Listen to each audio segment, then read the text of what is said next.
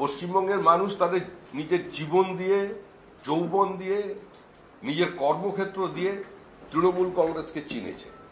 তৃণমূল কংগ্রেস গৃহীত, পরীক্ষিত এবং পরিত্যক্ত। সুতরাং বিদায় বেলায় কে কি বলছেন তার কোনো প্রতিষ্ঠা এই মুহূর্তে পশ্চিমবঙ্গের জনমনে নেই। নির্বাচন কমিশনকে মমতা বন্দ্যোপাধ্যায় বলছেন যে আপনারা বিজেপির ললিপপ খাবেন না, বিজেপির ললিপপ খাবেন না, নির্বাচন কমিশনকে বলছি। পশ্চিমবঙ্গের যে রাজ্য নির্বাচন কমিশনার আছেন একদম কুমোরটুলির অসুর, ওনাকে উনি ললিপপ, ওনার ভাজা চপ বেগুনি খাইয়ে খাইয়ে অভ্যস্ত হয়েছেন, ওই জন্য মনে করছেন যে এগুলোই চলে, কেন্দ্রীয় সরকারও এসব করে। ভিন রাজ্যে যদি রোহিঙ্গা যায় পশ্চিমবঙ্গ দিয়ে ঢুকে, ভিন রাজ্যে যদি বাংলাদেশি অনুপ্রবেশকারী যায়, সোনারপুর, মধ্যমগ্রাম, বারাসাত, শিলিগুড়ি থেকে এপিক কার্ড বানিয়ে কিংবা আধার কার্ড বানিয়ে তারা অসুবিধার সম্মুখীন হবে, এটাই স্বাভাবিক। কোথাও কোনো পরিযায়ী শ্রমিক আতঙ্কে নেই। নির্বাচনের ফল বেরোন, বুঝতে পারবেন। আমি আবার চ্যালেঞ্জ করছি, সারা ভারতবর্ষের যেখানে যেখানে বাঙালি অধ্যুষিত অঞ্চল আছে, যেখানে বাঙালি ছাড়া এর একজনও নেই, এরম বুথ আছে। পিলিভিটে যান, উত্তরপ্রদেশের বিজনৌরে যান, রায়পুরে যান, বিলাসপুরে যান, দিল্লির করলবাগে যান, চিত্তরঞ্জন পার্কে যান, মুস্তাফাবাগে যান, ফরিদাবাদে যান, যেখানে যেখানে বাঙালি আছে, কোনো একটা বুথে বিজেপিকে হারানো তো অনেক দূরের কথা, ওখানে তো আপ কংগ্রেস এরাও আছে, ওনার বন্ধু দল, জমানত বাঁচিয়ে দেখান কোন বুথে। যেদিন একটা বুথে জমানত বাঁচাতে পারবেন পশ্চিমবঙ্গের বাইরে গিয়ে বাঙালি বুথে, তারপরে কথা বলবেন। এই সমস্ত বক্তব্য শুনে বাইরের মানুষ হাসছে, বাঙালিরা বলছে আমরা মুখ দেখাতে পারছি না। মুখ্যমন্ত্রী তো আগে বলতেন ভাত দিতে পারো না কিল মারার গোসাই, কিসব বলতেন না? ভাত দিতে পারলে তো এত 40 লাখ লোক বাইরে যাবেন। আবার নতুন একটা সেট করেছেন, যে এস্টাবলিশ করতে চাইছেন যে 22 লক্ষ পরিযায়ী শ্রমিক। পরিযায়ী শ্রমিকের সংখ্যা কত কোভিডের সময় তো জানা ছিল না, হঠাৎ 22 লক্ষের ফিগারটা কে আবিষ্কার করলো? শুধু 14,60,000 ছেলে মেয়ে তো আছে দিল্লিতে, এই বেঙ্গালুরুতে। দিল্লিতে এই মুহূর্তে বাঙালির সংখ্যা 21 লক্ষের বেশি, প্রায় 22 লক্ষ। তার মধ্যে 2 লক্ষের বেশি পশ্চিমবঙ্গের ভোটার আছে। কিছু মানুষ আসা যাওয়া করে, ওর মধ্যেও জল আছে। 15 লক্ষ বাঙালি ভোটার আছে দিল্লিতে। 12,500 বেশি দুর্গাপূজা, এবারে আবার 30টা দুর্গাপূজা বাড়ছে। কোথাও তো কোনো মমতা বন্দ্যোপাধ্যায় বা তৃণমূল কংগ্রেসের সর্বভারতীয় কোনো ব্যাপার স্যাপার তো দেখিনি ওখানে। আর বাংলার নিজস্বতা আছে, বাংলা বিষ্ণু মাতার পুজো করবে বাংলার মতো করে। কে বিষ্ণু মাতার পুজো করবে আর কে কালী পুজো করবে সেটা বাঙালি ঠিক করবে, সে বিজেপি ঠিক করবে না। কেন আমরা দেখতে পাই না বলেই তো, আমরা কেন, মানুষও দেখতে পাচ্ছেন না। মানুষ তো যার জন্য পাড়ার চোখের ডাক্তারের কাছে গিয়েছিল, লাস্টে মুখ্যমন্ত্রীর হসপিটালে গেল, আই চেক আপ ক্যাম্পে গেল, তারপরে বোতল ভেঙে তার পিছনের কাঁচ দিয়ে দেখবার চেষ্টা করল, তারপরেও মানুষ দেখতে পাচ্ছে না। এমনকি দেখেছেন আপনি শিলিগুড়ির মলে, সেখানে চিতাবাঘ পর্যন্ত চলে আসছে উন্নয়ন দেখতে। এগুলো সব হয়ে গেছে, চ্যাপ্টার ক্লোজ না, এখন তৃণমূলের বিসর্জন হবে। ইতিহাসই নতুন করে বদলে দিচ্ছে। উনি যে রাজনৈতিক দলের গর্ভ থেকে জন্ম নিয়েছিলেন, সে সময় প্রত্যেকটা ওই হিন্দু কংগ্রেসি বাঙালিদের ভোট এই প্রাদেশিক আইনসভায় পশ্চিমবঙ্গ সৃষ্টির পক্ষে পড়েছিল। উনি তো কবিতা লিখতেন, ছবি আঁকতেন, সুর দিতেন। উনি ইতিহাস লিখছেন আবার কবে সেটা জানা ছিল, রাজ থেকে এটা সংযোজিত। বাঙালি এই মুহূর্তে মমতা বন্দ্যোপাধ্যায় বা তৃণমূল কংগ্রেসকে তাদের প্রতিনিধি হিসেবে মনে করছেন না। তার এই দুঃখ তার আছে। আমরা কি করতে পারি বলুন? প্রধানমন্ত্রী যদি অপমান করে থাকেন, বাঙালি যদি অপমানিত হয়ে থাকে, বাঙালি বিজেপিকে তার জবাব দেবে। কিন্তু বাঙালিরা তো আমাদের বলছে যে কি করে সরকারটা আছে। গলি থেকে রাজপথ তো একটাই দাবি, কেন এই সরকারটাকে রেখে দেওয়া হয়েছে? আমাদের এই প্রশ্নের উত্তর দিতে দিতে মাথা খারাপ হয়ে যাচ্ছে।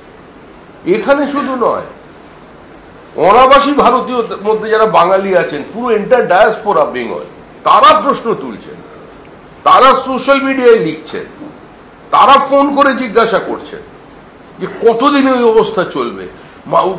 সারা ভারতবর্ষ জুড়ে ইঞ্জিনিয়ারিং ডাক্তারি ছাত্রছাত্রীরা পড়াশোনা শুরু করে দিলেন, পশ্চিমবঙ্গে বন্ধ। জয় বাংলা স্লোগান 1000 বার বলবেন, বাংলাদেশের স্লোগান এখানে বলবেন না?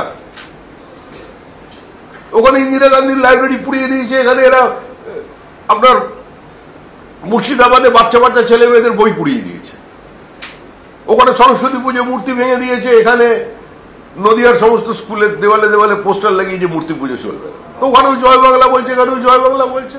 আসলে যে ওইখানে ভাগটা কোনো ভাষা কেন্দ্রিক হয়নি, নীরশ্রী চৌধুরী যেটা বলেছিলেন আজকে সেটা বোঝাই যাচ্ছে বাংলাদেশিদের আচরণে। শুধু হিন্দুদের তো মারছে না, যারা মুক্তমনস্ক মানুষ আছেন, ওখানে যারা প্রতিবাদী চরিত্র আছেন, যারা এই হিন্দু নিধনের বিরুদ্ধে প্রতিবাদ করছেন, সুস্থভাবে বাঁচতে চাইছেন, তারাও আক্রান্ত, তারাও রক্তাক্ত। বাংলাদেশের সুশীল সমাজের প্রতিনিধি প্রতিদিন আমাকে অন্তত 10টা ফোন করে যে একটু জয়শঙ্কর বাবুকে বলুন, আমরা আশ্রয় চাই, আমরা বাঁচতে চাই, আমরা এখানে বাঁচতে পারছি না। কাতর আবেদন করছেন, কাঁদছেন মানুষগুলো।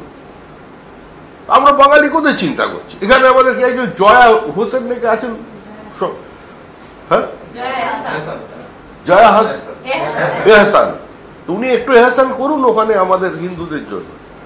ওনাকে তো আমরা সমস্ত মঞ্চে নিয়ে আসছি, তাহলে এটাই হওয়া উচিত, সাংস্কৃতিক মেলবন্ধন।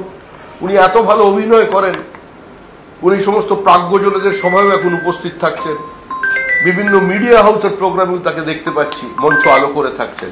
একবারও প্রতিবাদ করেছেন, বাংলায় ছবি করছেন, ওখানে ঘোষ বোস দত্ত মিত্র গোটা গুরুদা আগরওয়াল পোদ্দার গুপ্তা জয়সওয়াল মার খাবে, ওখানে মতুয়া রাজবংশীর বাড়িতে আগুন লাগবে, নাথ সম্প্রদায়ের মন্দিরকে ভেঙে গুঁড়িয়ে দেওয়া হবে, ইসকনের সন্ন্যাসীকে আটকে রাখা হবে।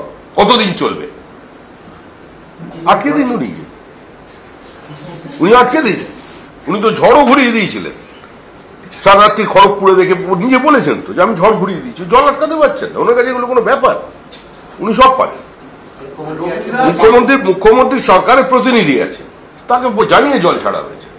দিল্লি বুঝতেই পারছে না কোনটা ধরবে, দিল্লি বুঝতেই পারছে না কোন বিশ্ববিদ্যালয়কে প্রায়োরিটি দেবে, বিশ্বভারতী না বিশ্ব বাংলা।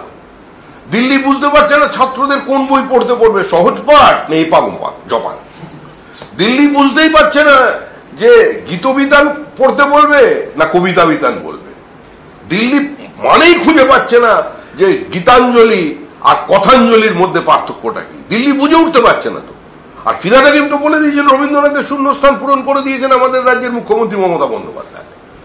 এখন দিল্লি বুঝতে পারছে না অবনীন্দ্রনাথের ছবিটা গ্রহণ করব, নন্দলাল বসুরটা নেব না আমি ওনারটা নেব, বুঝে উঠতে পারছে, কনফিউজ হয়ে যায় দিল্লি বাঙালিদের আচরণে। কি করবে?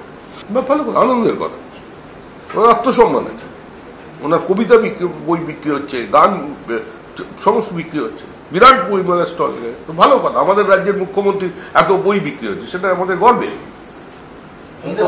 এটা বলতেন আমরাই প্রচার করে দেবো, ওনাকে বলার প্রয়োজন নেই, একদম মুখ ব্যথা করার কোনো প্রয়োজন নেই। অনেক এখন সামনে ভোট আসছে, প্রশ্নই নিয়ে এসব বলা। আমরা দেখে নিই যে বাঙালি অচেতন নয়, প্রত্যেকটা একদম প্রকল্পটাকে দেহ মন দিয়ে ছুঁয়ে নিয়েছে, কোনো চিন্তার কারণ নেই।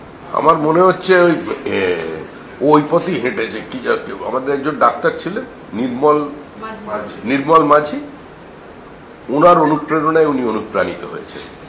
উনি মমতা বন্দ্যোপাধ্যায়ের মধ্যে সারদামণিকে দেখতে পেয়েছেন, এই চৈতন্যদেবকে দেখতে পেল। দলের উন্নতি উত্থান মানে খুবই ভালো, আমি ওর ভবিষ্যৎ খুব ভালো দেখছি। তবে ওই যদি অমিত মিত্রের মাথায় চাটিটা না মারতেন, তাহলে সিপিআইএম এর 922টা পার্টি অফিস সে রাত্রে ভাঙা হয়েছিল, অফিসগুলো বেঁচে যেত। আর চিন্তার এমনি কারণ নেই তো, এমনি তো চৈতন্যদেবকে দেখতে পাবেন, ওনার ডিএনএ তো আছে, ভেতরে তো আছে। কারণ এখন তো সিপিএম আর তৃণমূল হাত ধরে দাঁড়িয়ে পড়েছে দিল্লি, এখানে নাটক কি আর করে লাভটা কি? এখানেও মিছিল করে নিন না। এম.এ. বেবি আর